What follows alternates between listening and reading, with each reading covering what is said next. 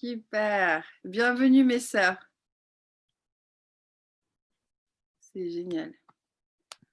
Ok.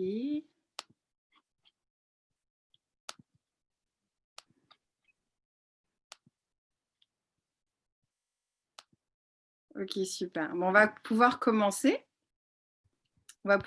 Donc déjà, bonjour à nos sœurs francophones.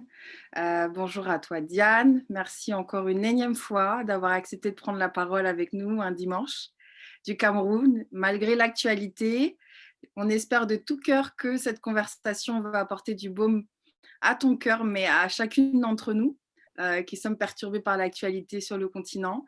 Et on espère vraiment encourager beaucoup et inspirer beaucoup de jeunes femmes ce soir ou en fin d'après-midi, peu importe le fuseau horaire. Donc moi, je me présente rapidement. Je m'appelle Madjula. Donc du coup, je suis coordinatrice pour l'espace francophone de l'initiative Zahara's Dream. Donc l'objectif, c'est vraiment de rendre la plateforme accessible à tous. Aujourd'hui, on marque la troisième discussion Be You Powerfully en français, parce qu'on a eu l'habitude d'avoir des discussions en anglais. Et on va aborder le sujet de l'entrepreneuriat au féminin avec toi, Diane. Donc, une intervenante très inspirante, entrepreneur, créative, qui est directrice générale d'une agence créative Womancart. Qui est passionnée d'art contemporain. Donc, je vois que tu es collectionneuse également. Et on suit de très près tes travaux. Et on compte sur toi pour inspirer de nombreuses jeunes femmes aujourd'hui, parce qu'on sait que tu as une expérience qui est quand même très inspirante. Très inspirante, parce qu'il faut le rappeler, quand même, le magazine Forbes, en 2016, t'a classé parmi les 30 jeunes de moins de 30 ans qui ont le plus d'influence sur le continent. Et je pense que c'est tout à ton honneur aujourd'hui de pouvoir conduire cette discussion, de pouvoir l'animer avec les jeunes femmes qui vont pouvoir être inspirées. Je vais juste prononcer quelques mots sur Zahara's Dream pour celles qui n'ont pas eu l'occasion de voir la plateforme ou qui participent pour la première fois à une discussion. Zahara's Dream, c'est une communauté de femmes avec un seul objectif, c'est bâtir un changement positif dans la vie d'autres femmes du monde entier. Et pour faire cela, on repose sur 4 piliers qui vont pousser, qui vont aider les jeunes femmes justement à démarrer leur carrière et devenir une meilleure version de eux-mêmes. Donc le premier, c'est l'opportunité. Souvent, on manque d'accès à l'information, au réseau, etc. Donc l'idée, c'est de créer un espace d'échange pour que ces opportunités atteignent les plus vulnérables ou en tout cas celles qui ont le moins accès. Le deuxième, c'est d'avoir des rôles modèles. Souvent, c'est difficile de se projeter. Si on n'a jamais vu quelqu'un avant nous faire quelque chose, on peut se dire que ce n'est pas notre chance ou en tout cas, on ne peut pas y avoir accès. Et à travers justement les programmes de mentorat, on met en relation des jeunes femmes en cours de construction et celles qui sont accomplies. Le troisième, c'est la confiance en soi. C'est ce qu'on fait aujourd'hui et c'est pourquoi on espère apporter du baume et inspirer beaucoup de jeunes femmes aujourd'hui. C'est conduire des discussions comme les Be You Powerfully Talk qui peuvent amener beaucoup de femmes à prendre confiance en eux-mêmes à travers divers sujets comme celui d'aujourd'hui, l'entrepreneuriat au féminin. Le dernier, c'est Power Jacket. C'est vraiment faire le don. C'est le don de soi en donnant des vêtements professionnels pour permettre à des jeunes filles qui s'insèrent dans le milieu professionnel d'avoir des tenues qui rentrent dans les codes, etc. Donc, en combinant toutes ces actions, c'est encore une fois un objectif commun, bâtir un changement positif. J'en ai dit assez, maintenant je vais te laisser la parole, Diane. Je vais laisser faire ta présentation. Donc le principe est très simple, on te laisse faire ta présentation pendant une vingtaine de minutes. Et puis on invite tous les participants à poser leurs questions sur la box chat, la fenêtre de conversation. Et je les soumettrai à Audrey au compte-gouttes. Et puis par la suite, elle pourra revenir sur quelques conseils et stratégies pour celles qui souhaitent entreprendre. Voilà, j'espère que vous allez apprécier cette heure de discussion, de partage. Et puis, on espère aussi vous retrouver pour d'autres conversations. La parole est à toi, Audrey. Alors, pendant 20 minutes, je pars seule ou pendant 20 minutes, tu vas me poser des questions? Tu Alors, peux... pendant 20 minutes, selon la présentation, tu peux présenter un petit peu ton parcours, parler un petit peu des stratégies, des conseils que tu pourrais donner aux jeunes femmes qui souhaitent entreprendre sous ta perspective, c'est-à-dire que tu as vécu dans plusieurs pays. Et par la suite, je te soumettrai les questions selon l'interactivité. Donc, D'accord. si tu veux, je pourrais t'envoyer un petit message et comme ça, on pourra selon l'interactivité, te poser les questions et tu pourras revenir sur tes conseils. Voilà. D'accord. Merci beaucoup. Merci. Euh, Bonjour tout le monde. Merci d'assister à ce merveilleux espace de rencontres, de réunions. Je suis très émue déjà par rapport à la situation de mon pays, le Cameroun. Et avant de prendre la parole, si vous me le permettez, il est 17h06, j'aimerais prendre une minute pour rendre hommage aux enfants qui ont donc été massacrés dans la zone anglophone, dans la ville anglophone de Kumba, euh, au Cameroun. Donc, il est 17h07 et à 17h08, tu vas reprendre la parole. Merci beaucoup.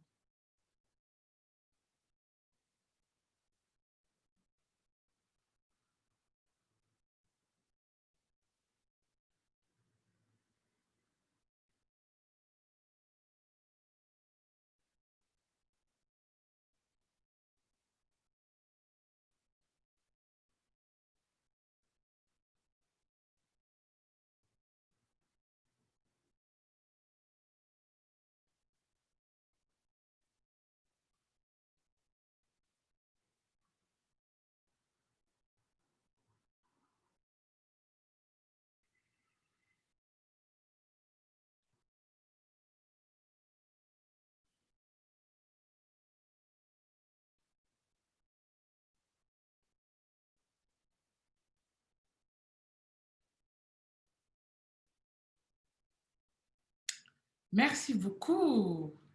Merci beaucoup, merci.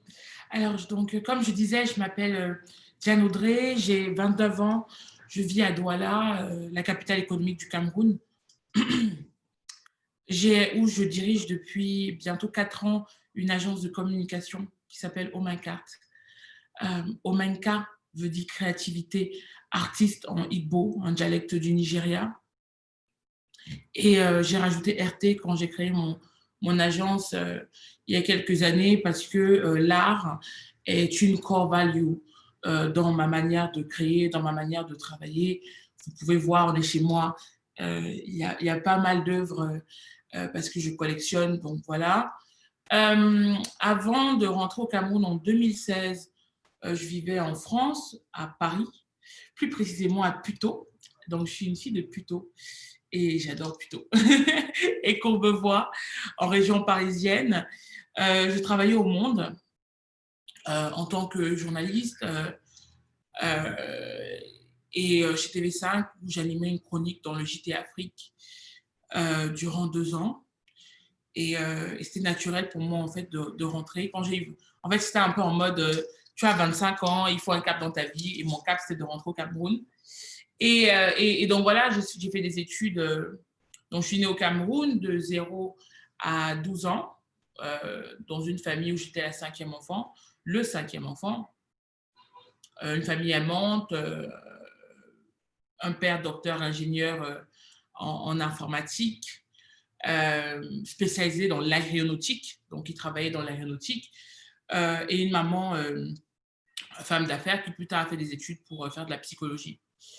Et voilà, à 12 ans, mes parents sont séparés bien avant, et puis à 12 ans, je rejoins ma mère dans un petit village de province, dans le Loiret, dans le centre de la France, à Nogent-sur-Vernisson. On est 1500 habitants, et je suis avec ma mère et ma petite sœur Marion, les seuls noirs. Bon, sur le principe, je ne savais pas ce que c'était d'être la seule noire.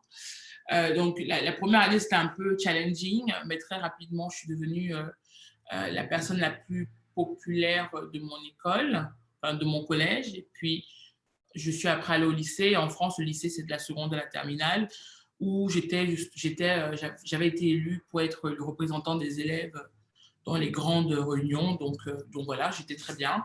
Et puis ensuite, après mon bac, je suis allée aux États-Unis parce que je voulais faire de la politique. On était en 2009.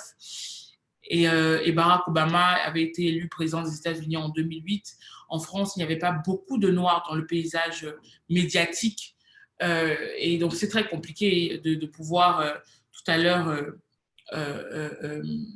on le disait bien, c'est compliqué, you can't be what you don't see. C'est compliqué de se projeter lorsqu'on ne se voit pas, en fait, lorsqu'on ne voit pas les personnes qui nous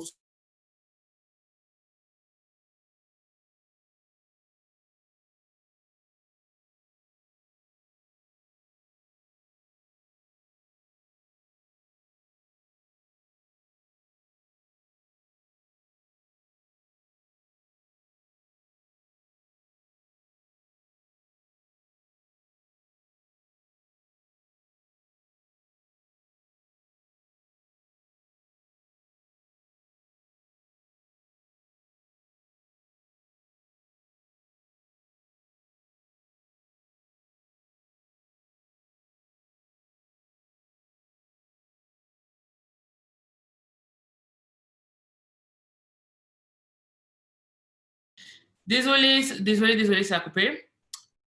Si ça veut bien se lancer. Voilà, désolé tout le monde, ça a coupé. Donc, je tombe amoureuse de la politique, de la communication, donc pour moi. Donc, je pars aux États-Unis. Après ma première année de socio et politique, j'adore la politique. Ça me plaît bien. Je travaille un peu à la Banque mondiale, dans un cabinet. Et puis, je me dis en fait que mon truc, c'est la com. La com, c'est ce qui me passionne. La com, c'est ce qui me galvanise. Et pour moi, mon agence préférée ou la personne qui m'inspire s'appelle Mercedes Era, qui a fondé le groupe BETC. Et je me dis, moi, je vais être une Mercedes Era, quoi. Et donc, je décide de rentrer en France et gros coup de panique pour mes parents. Ils se disent que, mais tu veux faire le journalisme? Mon père, qui vit au Cameroun, il ne comprend pas les journalistes au Cameroun, il ne comprend pas où on peut mettre sa fille, elle ne va pas être docteur, elle ne va pas être ingénieure, elle ne va pas être députée. Donc, mes parents me donnent 2 ans en France, en tout cas, pour faire de la com. Donc, je décide de faire un BTS en com pour qu'ils se disent que si j'ai une bonne note, ils vont comprendre que c'est vraiment mon truc. Donc, j'aurai un BTS avec 14,65 de moyenne. Et là, mes parents me disent que soit je retourne aux États-Unis faire ce que j'avais commencé à faire, de la politique, soit ils me coupent les vivres. Bon, finalement, je suis très têtue, ils couperont mes vivres. Donc, de ma 3e et ma 5e année, je paye mes études toute seule. Il faut savoir que je n'avais jamais fait les petits boulots. Je venais d'une famille plus ou moins aisée, donc j'étais plutôt habituée à aller, c'est important pour comprendre à peu près mon parcours, j'étais plutôt habituée à aller chercher mes sous à Western Union, payer mon loyer, payer ma vie, et là, d'un seul coup, je me suis retrouvée à être babysitter, vendeuse chez H&M, tous les boulots qu'on peut imaginer, le matin, le soir. Mon école, super cool, m'avait permis de payer par tranche mensuelle, ce que j'ai pu très bien faire, et lorsque j'ai eu mon Master 2 en communication stratégique à ISEFAC. Ma mère était là, elle m'a dit, tu sais, on était là hein, pour t'aider. Et j'ai demandé à ma mère, mais rembourse-moi alors, rembourse-moi mon argent. Chose qu'elle n'a jamais faite. Et voilà. Et entre-temps, pendant mes études, je travaille dans un magazine qui existe toujours, qui s'appelle Roots Magazine, où j'étais rédactrice en chef, ce qui m'a permis d'avoir un peu de sous. Et c'est aussi là où le rédacteur en chef du Monde m'a découvert. À l'époque, Serge Michel, et qui m'a donné l'opportunité d'intégrer l'équipe du Monde. Et bien plus tard, on a créé ensemble le Monde Afrique, qui existe toujours, qui est la section africaine du Monde. Alors, c'est dans les mêmes bureaux que dans le service international du Monde. Et puis, vous avez plusieurs journalistes qui traitent de l'Afrique. Et c'est un projet sur lequel j'ai travaillé, autant éditorialement que en matière de com, le choix du logo, le choix, les pistes créatives, les campagnes. Et je suis de nature assez spontanée et assez aventurière. Donc, même si j'avais un super job et que j'adorais ce que je faisais, mon boulot, en fait, c'était la première semaine, j'étais connectée à l'AFP et Reuters. Donc, ils sont dans des fils d'information. Dès qu'on m'annonçait une news, je récupérais la news et que je publiais sur le site du Monde. La deuxième semaine, ou les 10 prochains jours, c'était par 10 jours. Les 10 jours suivants, j'étais connectée à Reuters, mais sauf que cette fois-ci, quand Reuters ou l'AFP, donc l'agence française de presse, m'envoyait l'information, bah, je prenais cette information et j'en rajoutais, c'est-à-dire que là, j'allais appeler peut-être, je sais pas, attentat à Bamako, j'allais essayer d'avoir le numéro du Radisson Blu de Bamako, avoir plus d'informations pour donner un peu plus de densité à mon papier. Et les 10 derniers jours, j'allais en reportage. Donc, j'aimais vraiment mon boulot, surtout que je n'étais pas issue d'une formation journalistique, donc je ne comprenais pas pourquoi.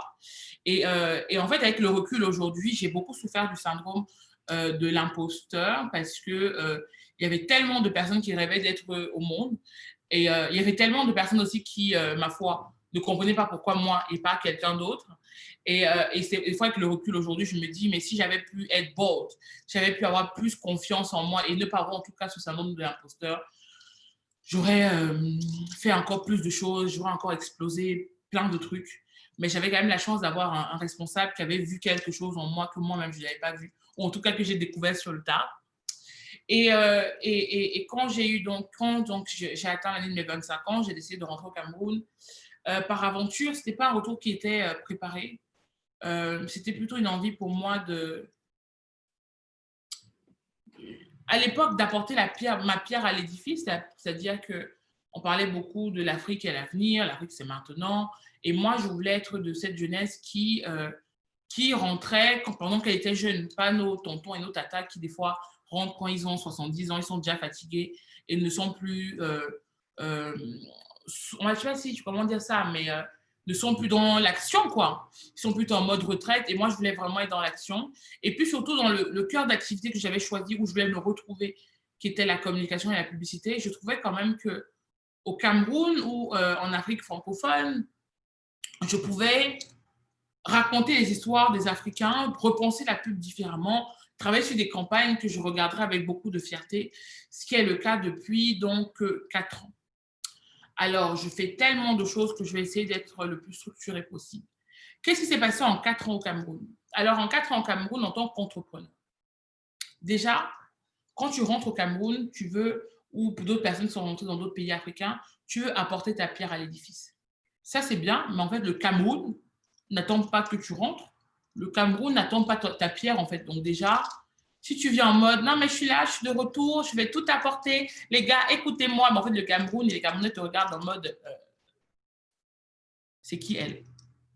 Donc là, c'est la première année, tu es un peu en mode, je sais pas, c'est moi, enfin, je suis venue, enfin, vous m'attendiez pas, c'est moi.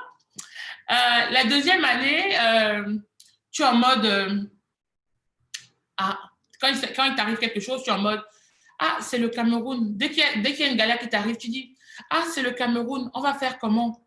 Ah, c'est le Cameroun. Moins de trucs. Ah, c'est le Cameroun. Parce que tu ne veux pas trop déranger, mais en même temps, tu ne veux pas trop prendre position, donc tu subis. La troisième année, tu te dis, non, mais les Camerounais, le Cameroun veut me tuer. Non, mais non, mais les impôts, le gouvernement, tout le monde veut me tuer. On veut que je fasse, on veut que je fasse un AVC. Et là, dans la phase dans laquelle je suis, la quatrième année, je dis seulement aux gens, ah, mes frères, vous allez mourir seuls. Hein.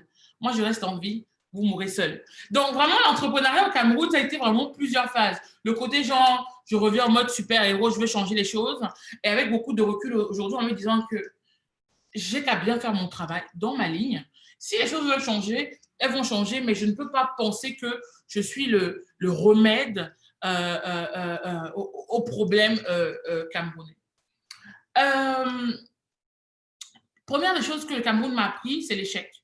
Je n'ai jamais connu d'échec avant janvier 2018, je crois. Avant janvier 2018, je n'en avais jamais connu. Chaque fois qu'on me posait la question, et on me posait tout le temps cette question, alors quels sont tes succès, quels sont tes échecs? Et moi, je ne comprenais jamais pourquoi on me posait cette question parce que je n'avais pas d'échec, donc je ne connaissais pas, je n'avais jamais eu l'impression d'être en position d'échec. Et en fait, l'échec arrive en janvier 2018 lorsque j'ai 2 salariés qui posent leur démission. J'avais ouvert mon agence en février 2017. Il y avait une personne, ce n'était pas trop grave. Il y avait une autre personne qui était un peu mon pilier, c'est mon graphiste. Et ça m'avait un peu choquée parce que en décembre 2017, j'étais partie en congé à Paris en mode j'achète des bouquins, j'achète la presse, je fais de la veille un peu sur ce qui se passe dans notre secteur pour rentrer et commencer une année 2018 de dingue. Et là, je rentre à Douala, très motivée. Et puis là, je reçois 2 lettres de motivation. J'en reçois une, et genre le lendemain, je reçois une deuxième. Je me dis, Seigneur, qui est le troisième? S'il vous plaît, qui est le troisième? Parce que tant qu'à faire. Et je me remets en question. La chance que j'ai, c'est que je me remets beaucoup en question. Je me pose des questions. Et la première chose que j'apprends, c'est que mon graphiste avait l'impression que je ne valorisais pas son travail. Donc, j'étais un peu le genre de boss qui dit quand c'est mal, mais qui dit jamais quand c'est bien. Et étant de nature très spontanée, je disais, non, mais attends, Stéphane, non, mais là, c'est un peu de la merde. Non, mais c'est un peu dégueu ce que tu as fait. Et très naturellement, et en fait, c'est quelque chose qui le frustrait parce que des fois, il avait l'impression que s'il avait présenté, lui, son travail au client, le client aurait validé. Or, ce que moi, je dis jusqu'à aujourd'hui dans ma boîte, si je ne crois pas en votre travail, si ce travail ne représente pas le travail qualitatif que je veux qu'on voit de l'agence Omancart, dans ce cas, je n'envoie pas le travail au client. Et aujourd'hui, je vais le dire avec beaucoup de diplomatie, avec beaucoup de tact, parce que j'ai appris à comprendre ce qu'est un graphiste, c'est un artiste. Ils ont souvent besoin d'être prouvés. Et moi, je n'avais pas eu ce retour-là. Et la fille était partie parce qu'elle estimait que je valorisais plus les clients que mes équipes. C'est-à-dire que si un client se plaint, au lieu d'écouter la version de mon équipe, moi, je rentrais directement au bureau, je disais, mais qu'est-ce que vous avez encore fait? Le client s'est plaint, vous ne faites jamais rien bien. Et ça frustrait énormément mon équipe. C'était nécessaire, et c'est aujourd'hui nécessaire, c'est ce que je fais. Lorsqu'un client a une version, moi, j'écoute la version de mon équipe. Je dis à mon équipe, est-ce que le client, ce qu'il dit est vrai? Qu'est-ce que vous en pensez? J'observe la situation. Est-ce que c'est nous qui aurions dû nous revenir directement vers le client? Est-ce que c'est le client qui doit revenir vers nous? Est-ce qu'il y a une incompréhension? Ensuite, moi, je vais en mode mea culpa. On corrige. Et si on ne corrige pas, bon, ben, le client est à même de pouvoir ou de vouloir arrêter notre contrat. Donc, la première des choses que j'ai compris, c'est qu'on peut être une bonne personne et un mauvais manager. Et ça, c'était quand même une grosse claque parce que quand tu es une bonne personne, bah, tu penses que tu es cool, que tu es sympa et tu n'imagines pas qu'en fait, ben, que ça puisse ne pas bien se passer. Ensuite, j'avais instauré au début des mécanismes un peu à la Steve Jobs. Vous voyez, moi, je voulais être un peu en plein Cameroun, en plein Douala, je voulais un peu suivre le modèle d'Apple. Mais en fait, je me suis juste rendu compte qu'au Cameroun, on est dans un environnement où les gens sont très peu autonomes, où il faut faire du micromanagement. Et le micromanagement, quand tu fais du conseil ou de la stratégie, c'est très épuisant. Enfin, c'est un peu genre, moi, je vais chercher le client à l'époque, mon agence était petite, on était 3, on était 4, aujourd'hui on est 12, on était 4 et donc moi, j'étais au planning strat. Donc, j'étais la personne qui, une fois qu'il y avait le client qui réfléchissait à la stratégie, mais si derrière, vous devez maintenant aller vérifier que chaque partie de l'opérationnel est en train d'être fait et comment il va être fait, ben, votre cerveau grille. Et donc, très rapidement, j'ai dû me rendre compte que le mécanisme à la Steve Jobs, allez, on est cool les gars, on se fait confiance, to-do list, Trello, Slack, ben, ça ne fonctionnait pas. Il a fallu d'abord responsabiliser certaines personnes de l'équipe et surtout, il a fallu mettre en avant, dans les recrutements qui ont suivi, le côté autonome. Ensuite, il fallait, dans ma carrière de jeune entrepreneur, je me suis rendu compte qu'on a souvent tendance, quand on ouvre une entreprise, pour certaines personnes qui n'ont pas de budget, à prendre des profils juniors. Donc, moi, j'ai pris des profils juniors. Sauf qu'en fait, au profil junior, on veut qu'ils agissent comme des profils seniors. Donc, en fait, on devient dingue quand ils ne savent pas faire certaines choses. Bah, alors qu'en fait, on les a pris parce qu'on n'avait pas de thunes pour avoir les seniors. Et si on prend des juniors, ça veut dire qu'il faut les former pour passer au cap senior. Ça aussi, ça a été une grosse découverte. C'était genre, à force, je me plaignais tout le temps.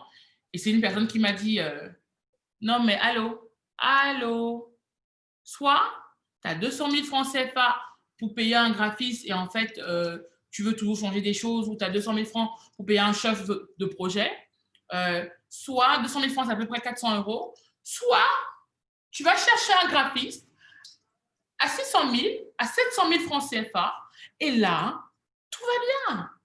Mais Diane Audrey, tu peux vouloir le pain, le beurre, le fromage au prix de la baguette, quoi. Et ça a quand même été ça m'a beaucoup... Bon, ça a été aussi une claque et ça m'a permis de restructurer les choses et surtout de mettre en place dans la culture d'entreprise que j'ai créée après, le droit à l'erreur. Et aussi, lorsqu'on crée une entreprise, on crée une entreprise qui nous ressemble. Mais une entreprise qui nous ressemble n'est pas censée être une entreprise qui fonctionne. Et ça aussi, je l'ai découvert. Donc, j'ai dû donc très vite, au bout de 3 ans, je crois, d'activité, me mettre off un mois pour écrire la culture d'entreprise et créer des process et définir des postes clairs.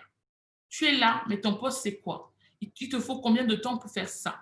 Quels sont les process? Lorsqu'un brief rentre au sein de mon agence, ça va chez qui? Ça déchange chez qui pour sortir où? Donc, 3 ans d'activité, mise en place d'une culture d'entreprise que tous les salariés, lorsqu'ils arrivent chez moi, ont imprimé, qu'ils lisent, qu'ils imprègnent, où il y a la présentation de l'agence, ce qu'on fait, nos valeurs, ce en quoi on croit, afin de créer aussi une sorte comment on appelle, de team spirit, J'ai aussi eu beaucoup de mal à créer un team spirit durant ce parcours d'entrepreneur parce que je ne crois pas au principe de la porte ouverte. J'espère que je suis dans le sujet parce que j'essaie de vous raconter tout ce que j'ai compris. Je ne crois pas au principe de la porte ouverte. C'est-à-dire que j'avais une équipe, et j'ai toujours une équipe, mais on se comprend mieux aujourd'hui, qui voulait la bosse ultra cool avec qui ils allaient raconter leur vie, rigoler, aller manger le poisson brisé, boire la bière. Sincèrement, ce n'est pas moi. J'ai mes amis, eux, j'adore les voir proches, j'adore voir mon équipe très proche, mais je ne ressentais pas le besoin d'être leur ami, quoi. Je veux dire, on se tutoie, ils m'appellent par mon prénom, ce qui est normal, mais moi, je suis quelqu'un de très solitaire. Je suis quelqu'un qui n'aime pas le bruit. Je n'ai pas de télé, j'ai un vrai problème avec le bruit, donc j'ai besoin de mon espace. J'aime mon espace. Mais eux, ils aimaient le trop sur nous, là, et j'arrivais pas. Donc, j'ai dû prendre une coach qui est venue, qui nous a fait faire des ateliers pendant une semaine pour que moi, je comprenne que je suis plutôt, je suis plutôt une boss qui aime avoir sa porte fermée et que eux, ils aiment avoir leur boss près d'eux tout le temps. Et donc, j'ai dû donc mettre en place un mécanisme de leur accorder à chacun 15 à 30 minutes en one-to-one par semaine. Ça peut être quand je vais à un rendez-vous pro avec l'un d'entre eux, on discute, comment ça va, qu'est-ce que tu fais en ce moment. Moi, en fait, venant d'un background très franco-français en France, tu n'as pas envie de rentrer dans la vie des gens. Tu ne veux pas savoir leur vie perso. Mais culturellement, au Cameroun, l'employé se sent valorisé quand tu lui dis, c'est comment? Le bailleur, qu'est-ce qu'il dit? Tu as pu payer ton loyer? Ta maman va bien? Ta tante? Ta cousine? Ça, pour moi, j'estimais que c'était leur vie privée et que je ne pouvais pas rentrer dedans parce que je n'ai pas envie qu'on rentre dans la mienne. Mais ce que j'ai pu comprendre avec le temps, parce que j'ai recruté après un responsable administratif, un responsable administratif parce que qui était peut-être plus en même de faire la passerelle entre mon équipe et moi et me permettre de mieux les comprendre, ben en fait, ils voulaient limite que je les invite chez moi. Mais pour moi, c'était pas ça. Et donc, il fallait vraiment trouver le côté boss entre comment on appelle ça, la boss normale, entre guillemets, et le côté maternel. Il y a vraiment un côté maternel qu'on attend, je ne sais pas, peut-être des femmes entrepreneurs au Cameroun, que moi, j'ai pas. Déjà que j'ai pas, enfin, excusez-moi, déjà que j'ai pas spécialement un grand instinct maternel. Donc, quand mes copines me déposent leur enfant, je suis en mode 5 minutes, les filles, s'il vous plaît, 5 minutes. Donc, devoir maintenant materner mon équipe, c'était compliqué. Mais 4 ans après, on a trouvé notre équilibre. Le fait d'avoir pris un office manager, le fait d'avoir pris un responsable administratif m'a permis, moi, de dégager plus de temps pour aller chercher des clients. Ça m'a permis aussi de pouvoir recruter une personne qui gérait la partie stratégie et de n'être jusqu'en auteur. Ça aussi, c'est un truc que j'ai appris parce que j'ai eu longtemps du mal à lâcher prise. Parce que quand tu montes ta boîte, d'une certaine manière, tu penses que tu es la reine du pétrole. Et il faut être capable de donner la possibilité aux personnes de s'exprimer, de dire ce qu'elles pensent, de te dire non, de te dire, en fait, non, Diane Audrey, ce que tu dis, c'est pourri, de pouvoir l'accepter, de pouvoir l'intégrer, de prendre des personnes qui sont meilleures que soi pour qu'elles te challenge. Et c'est ce que j'ai fait. Et puis, c'était quand même une grande découverte pour moi de me dire qu'on peut, que je ne pouvais plus gérer le planning stratégie. Quand moi, j'ai fait de la pub, quand j'ai fait de la com en France, dans mes 2 écoles, le Césacom et ISEFAC, je voulais vraiment faire du planning strat. Ce qui, moi, m'intéresse dans mon métier, c'est de la strat. Et c'était quand même triste pour moi. J'ai dû faire un vrai deuil de me dire que je ne pouvais plus et que je pourrais, moi, gérer cette partie. Et que là, on allait m'attendre, c'est sur la gestion de mon entreprise. C'est-à-dire, on est où, on va où, est-ce que j'ai prévu d'ouvrir à Abidjan, est-ce que j'ai prévu d'ouvrir à Dakar, si j'ouvre à Abidjan, j'ouvre à Dakar, est-ce que je me positionne sur des appels d'offres, quelles sont les personnes sur le terrain, quelles sont les personnes que je recrute, qu'est-ce que j'attends, et d'être moins sur l'opérationnel. Ça, c'était quand même dur parce que je suis rentrée, pas pour monter une boîte de com spécialement, je suis rentrée parce que je voulais créer des campagnes qui étaient superbes. Et créer des campagnes qui étaient superbes pour moi, c'était d'être dans le volet stratégie. Et là, je me retrouve à devoir recruter des personnes qui doivent faire ce boulot et avoir du recul et juste être là en disant que ouais, je pense que c'est bien ou je pense que c'est pas top. Je pense qu'on devrait aller là. Et ça me manque souvent beaucoup. Donc, je sais pas, il faudrait peut-être poser des questions parce que j'ai l'impression de vous avoir dit plein de choses. Euh, et je vois qu'il y a plein de commentaires. Johanna, je te vois et ça me fait tellement plaisir. Ça me fait... Oh, donc voilà. Merci, ouais. On a collecté quelques questions. Si tu veux, Johanna, tu peux poser tes questions directement à Diane. D'accord. Merci beaucoup. J'aime beaucoup ta blouse. Oh, merci beaucoup. Ouais, non, mais la blanche, notre collègue. Ouais. Okay. Je suis très contente de vous voir ici. J'ai plusieurs questions. Premièrement, j'utilise beaucoup Twitter.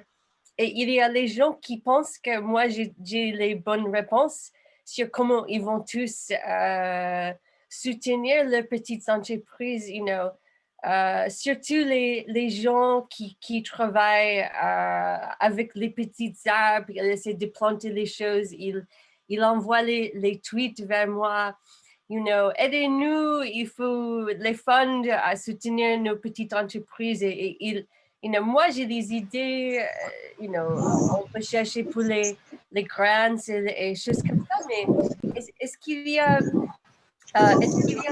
les réseaux pour les petits groupes africains, qui sont connus pour, vraiment les petits groupes? Quoi d'autre? Et aussi, pardon. J'ai fait les études un peu dans le journalisme, dans le radio broadcasting. Et je voudrais aussi savoir si vous avez des idées sur comment je peux faire un pont entre, journalisme en anglais, mais parce que moi, je cherche du travail en Afrique à ce moment. Donc, mon français, ça va, mais je cherche, une manière à continuer avec le journalisme, mais en anglais, en Afrique. Et si on n'a pas beaucoup de temps, j'aimerais bien vous coordonner, s'il vous plaît. D'accord. You're amazing. So, la première question, ça doit certainement exister, mais je ne connais pas. Moi, je n'ai pas levé de fonds. Et ce n'est pas des choses qui m'intéressent spécialement. Moi, je pense qu'il faut des fonds, mais je pense que pour lever des fonds, des fois, pour beaucoup d'entrepreneurs, il faut déjà que ces entrepreneurs travaillent. There's many people, they want to have money, but at the end of the day, work. So, il faut à un moment travailler, et quand tu travailles, l'argent vient souvent te chercher. Je trouve qu'il y a souvent un problème en Afrique où les gens sont entrepreneurs sociaux, mais tous les jours, ils font tous les fonds, tous les concours, et finalement, on ne voit jamais l'entreprise bloom. Ouais. Donc, je ne connais pas beaucoup. Et après, il y a plein de fonds, mais c'est vrai qu'ils vont souvent investir beaucoup d'argent, 100 000 euros, 200 000 euros, 300 000 euros. Je ne connais pas les petits fonds, mais peut-être qu'il faudrait voir avec le AFDB, la Banque africaine de développement, à Abidjan. Eux, ils ont souvent un listing de fonds. And then, si vous voulez être journaliste en Afrique, il y a beaucoup d'opportunités, je crois. Maintenant, il faut voir avec peut-être Reuters, qui a des bureaux à Abidjan, à Nairobi, à Lagos ou en Afrique du Sud, qui peuvent vous recruter pour faire de la news, ou le Washington Post. Bon, c'est un peu compliqué parce que quand un média international envoie des personnes en Afrique, c'est souvent en mode correspondant. So they have the same salary, right. Donc, pour eux, ce n'est pas des contrats intéressants. Ce qui les intéresse, c'est d'avoir un journaliste qui est basé dans une zone et là, maintenant, d'être plutôt freelance. C'est-à-dire que si vous vivez, par exemple, aujourd'hui au Nigeria, à Lagos, le monde entier va vous chercher. CNN, BBC, Washington Post, New York Times, voilà. Ils sont plutôt attachés aux freelance qu'aux correspondants. Et je crois que en termes d'activité, le Nigeria et l'Afrique du Sud et même le Kenya semblent être des zones où il y a une vraie demande. D'accord. Alors, il y a une question que Balkis a posée, je crois. Une question sur la jeunesse de son entreprise. Comment a-t-elle réussi à faire démarrer et décoller son entreprise? A-t-elle dès le début? Alors, je vais vous dire que quand j'étais en France, je gagnais à peu près, tout compris, 3 500, 4 000 euros. Quand je suis rentrée au Cameroun, mon premier boulot, c'était à peu près, m'avait payé 90 euros. 4 000 euros, 90 euros. Mon premier boulot, c'était 90 euros. Alors, j'étais au Cameroun depuis 6 mois. Tout le monde avait un peu peur de me proposer des choses parce que tout le monde disait que j'étais chère. J'avais déjà un peu un nom en France ou un nom qui retentissait au Cameroun. Et un jour, j'ai croisé un garçon, Guy. Je lui ai dit, mais mon frère, donne-moi un petit boulot, non? Il m'a dit, non, tu ne peux pas accepter. J'ai dit, que comment? Donne-moi le boulot. Et il m'a donc donné un petit boulot. Mon boulot, c'était d'aller dans les bars et snacks dans une partie de Douala et de voir si les marques du groupe Pernod Ricard, GH Absolute Vodka ou Chivas Valentine's étaient bien activées. Est-ce que les hôtesses nous donnaient vraiment envie de consommer le champagne GH? Est-ce que les hôtesses donnaient envie de consommer le whisky Chivas? Comment les gens fonctionnaient, ce qu'ils aimaient, ce qu'ils voulaient boire? Alors moi, c'est ça mon boulot. Sauf qu'ayant un background en communication et marketing, ben, j'ai fait un beau PowerPoint, je suis restée plus longtemps et j'ai vu comment les gens consommaient le Chivas. Est-ce qu'ils buvaient ça avec du Sprite? Est-ce qu'ils buvaient ça avec du Coca? Comment ils voulaient prendre ça à la consommation? Ou ils prenaient une bouteille directement? Et là, j'ai fait un beau tableau. Et quand j'envoie ça à cette personne, Guy, il est un peu étonné. Il dit que les gens veulent vous prendre si vous travaillez bien. On peut pas vous mentir. Si vous travaillez bien, on vous donne toujours votre chance. Donc, Guy était tellement content qu'il m'a remis sur un autre boulot où cette fois-ci, j'ai été payée pour 3 jours. J'ai été payée 600 euros.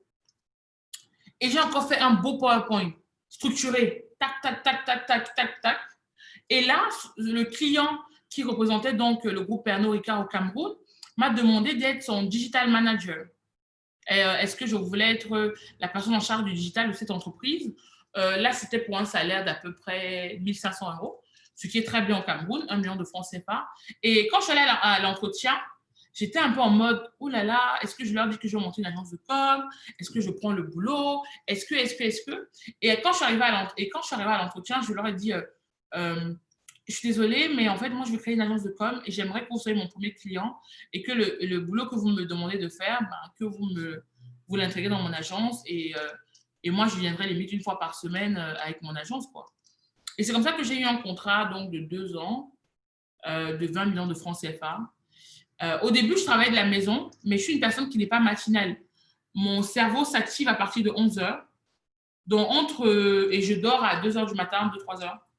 Donc, sauf que le boulot commençait au Cameroun à 8 heures et que je me réveillais à 11 heures et que j'étais en mode à 13 heures, je suis comme ça. À 15 heures, j'étais en mode, il faut travailler. Et à 17 heures, la journée était déjà arrêtée.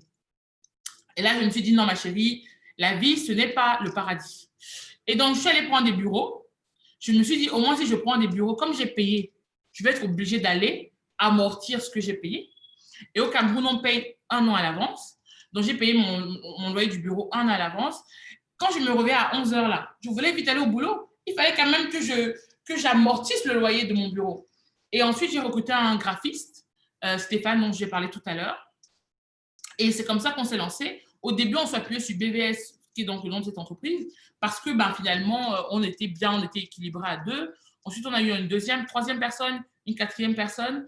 Et c'est surtout après la première année que la question s'est posée, il faut que j'aille chercher des clients, parce que si demain BVS n'est plus là, est-ce que ma boîte s'arrête? Et donc, c'est comme ça que ça s'est mis en place. Donc, j'ai eu le contrat en février. J'ai recruté Stéphane en août. Et puis, j'ai recruté les autres dans la foulée. Et aujourd'hui, on est 12. On est 12 en fixe, donc des salariés fixes au sein de l'agence. Et ensuite, on travaille avec 8 freelances qui gagnent très bien leur vie, post-vidéo, post-graphisme et post-écriture. Et qui ont un salaire qu'on leur donne chaque mois, ils sont très, très bien. Donc voilà, Balkis, j'espère avoir répondu à ta question. Merci beaucoup. Moi, j'en profite pour poser une question justement. Audrey, en travaillant au Cameroun, d'après tes dires, tu as beaucoup appris. Mais j'aimerais savoir plutôt sur le côté légal, les démarches administratives. Comment est-ce que tu as réussi à récolter les bonnes informations? Est-ce qu'il fallait avoir le réseau? Est-ce que tu l'as battu toi-même? Et est-ce qu'il existe aussi parmi les gens qui sont retournés au pays, donc on appelle souvent repat, est-ce qu'il y a cet élan de solidarité au Cameroun en particulier? Alors, comme je disais tout à l'heure, déjà, moi, je suis quelqu'un de solitaire. Donc, je ne pourrais pas répondre à l'élan de solidarité. Je n'ai pas spécialement l'impression. Mais par contre, j'ai vu qu'à Douala, le 5 novembre prochain, on a un événement dédié au repat. Peut-être qu'il y a une sorte de choses qui se passe. Mais moi, je n'ai jamais eu l'impression qu'il y avait un truc. Bon, peut-être, hein, mais après, moi, vraiment, je suis un peu déconnectée parce que je suis partie du Cameroun à 12 ans et j'ai l'impression que les cercles de repat, c'est souvent des personnes qui ont grandi ensemble jusqu'au bac et qui sont partis et qui sont revenus et qui se connaissent et qui sortent de réseau. Moi, quand je suis revenue, je n'avais pas de réseau, mais j'avais une tactique. Toujours avoir une tactique. Je suis revenue comme ça. Les 6 premiers mois, je regardais un peu parce que ben, j'avais mes sous, j'avais réussi à bien partir du monde, j'avais mon appart, donc je pouvais un peu chômer, je regardais. Et puis je me suis dit, non ma chérie, tu as travaillé au monde, tu as un nom, si les gens googlisent ton nom, ils vont te voir au monde, ils vont te voir sur TV5. Tu n'as pas de réseau, qu'est-ce que tu fais? J'ai décidé de lancer un concept qui s'appelle Otalk, qui s'appelle le rendez-vous du Cameroun c'est quoi le rendez-vous du Cameroun qui donne ou qui réussit? Le rendez-vous du Cameroun qui réussit, voilà, Otalk.